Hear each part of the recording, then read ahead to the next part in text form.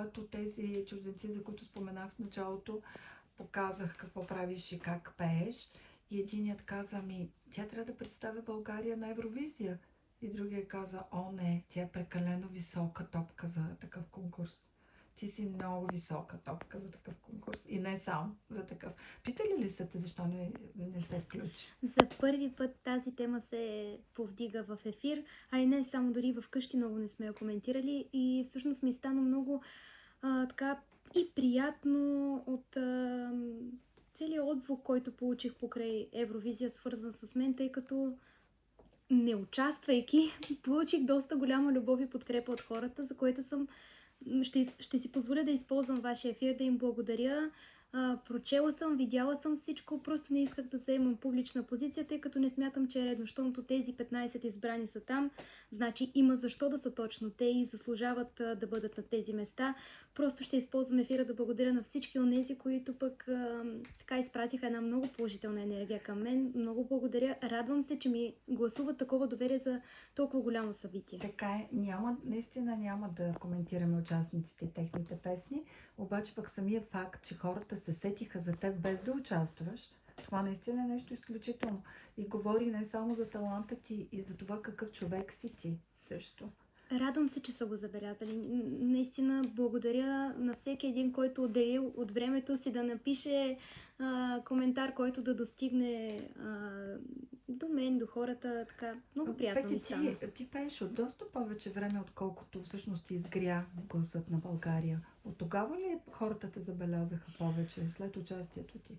Веднъж бях коментирала, че защото много често получавам въпроса, добре, как така стана, че ти остана на сцената и след гласът на България, и много пъти не знаех как да отговоря и започнах така да си правя едни анализи на себе си, на самата себе си. Аз много обичам да се анализирам и си казвам така, при мен гласа на България просто не беше началната точка.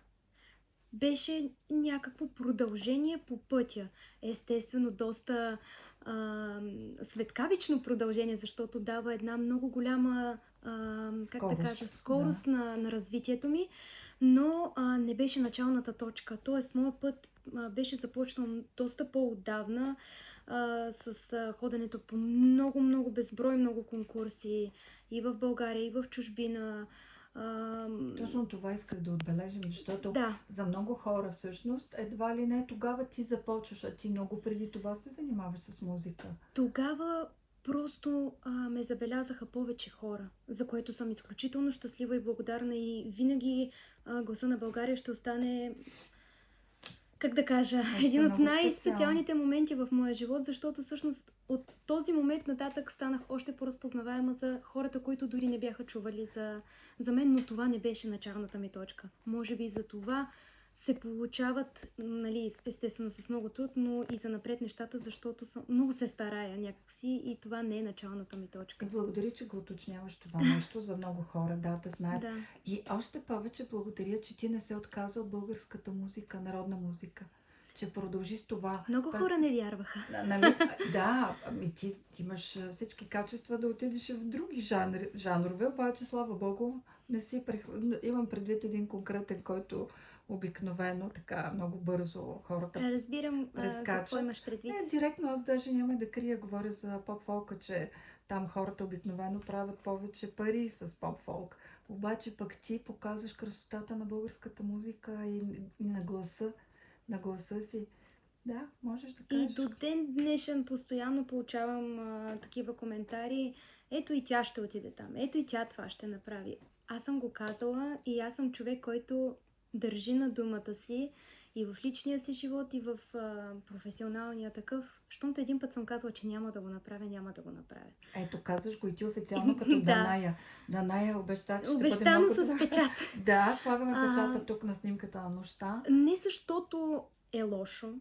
В никакъв случай не бих искала да оплюя нито един стил музика. Абсолютно това няма как да стане. Това е музика. Тоест, музиката за мен се дели на добра и лоша, няма жанр. Но бих искала моето име да се свърза с народната музика. С това съм започнала и искам с това да бъда запомнена. Тоест, не знам как ще се развие живота ми. утре може нещо да се случи с гласа ми и да не мога да пея. Всичко е възможно. В този свят нищо не знаем какво ще ни се случи в утрешния ден, но искам един ден, когато дори си отида от този свят, да кажат, тя беше народна певица. Тоест тя не си изневери на стила, тя не направи това, това и това, защото много други го направиха. Сега ще чуем една това песен, обаче в доказателство на това, че не си изневеряваш на гласа. Коя песен ще чуем сега? Сега ще чуем една весела песен, с която така малко ще разведрим, надявам се, слушателите Ами на пазара.